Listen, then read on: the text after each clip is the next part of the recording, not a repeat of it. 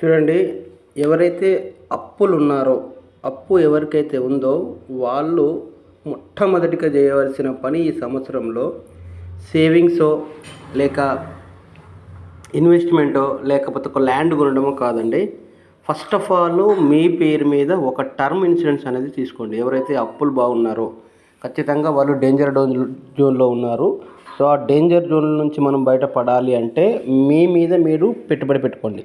చూడండి, మీరు ల్యాండ్ కొన్నా ఇన్వెస్ట్మెంట్ చేసినా వాటిని వెంటనే క్యాష్ చేయడం అనేది హైలీ ఇంపాసిబుల్. బట్ ఒక టర్మ్ పాలసీ కనుక ఎవరికైతే ఉంటుందో, అన్ఫార్చునేట్లీ ఏదైనా జరిగితే వెంటనే డబ్బులు ఇచ్చేది ఎవరైనా ఉన్నారు అంటే అది ఇన్సూరెన్స్ ఏజెంట్లే లేదా ఇన్సూరెన్స్ కంపెనీదే. అది హెచ్డిఎఫ్సి కావచ్చు, ఎల్ఐసి కావచ్చు, ఇంకోటి కావచ్చు, ఏదైనా కానివ్వండి. బట్ ఇక్కడ టర్మ్ పాలసీ అనేది కనుక మీరు ఇప్పటివరకు తీసుకోకపోతే వెంటనే మీరు ఒక టర్మ్ పాలసీ తీసుకోండి. అది ఎనీ ఇన్సూరెన్స్, ఏ ఇన్సూరెన్స్ కంపెనీలోనైనా పర్వాలేదు.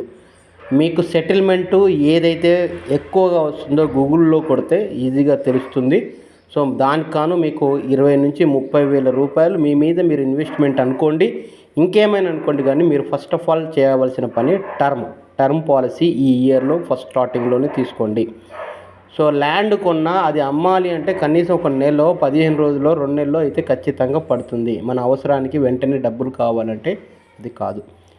ఇంకా ఏ ఇన్వెస్ట్మెంట్ అంటే మీరున్నన్ని రోజులు దాని గురించి మీకు తెలుస్తుంది. అన్ఫార్చునేట్లీ మీకు ఏదైనా జరిగితే దానికి సంబంధించిన విషయాలు మీ ఇంట్లో తెలియకపోవచ్చు. కాబట్టి మీరు ఒక టర్మ్ పాలసీ తీసుకొని ఆ ఒక బాండ్ని మీ ఇంట్లో పెట్టుకుంటే కంపల్సరీగా ఆ ఇన్సూరెన్స్ ఏజెంట్లే వచ్చి మీకు ఒక అమౌంట్ ఇప్పించడం జరుగుతుంది.